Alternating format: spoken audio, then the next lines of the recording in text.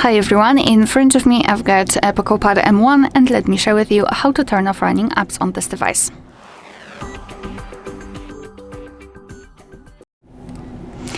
So let's begin with opening the recents. It depends, the specific action depends on the specific navigation type.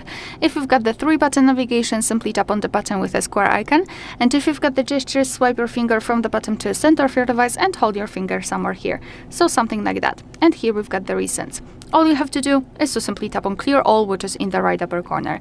So now your device will close all of those apps. However, if you feel that one of those apps is still running in the background, even though it is not shown in the recents, as you can see here we've got no recent items, you can find it in the list, tap on it and hold it, and tap on this info icon here. After that, simply tap on force stop right here and tap on OK, and now your device will for sure turn it off and it is not running in the background. Alright, so that will be all. Thank you so much for watching. Please hit the subscribe button and leave the thumbs up.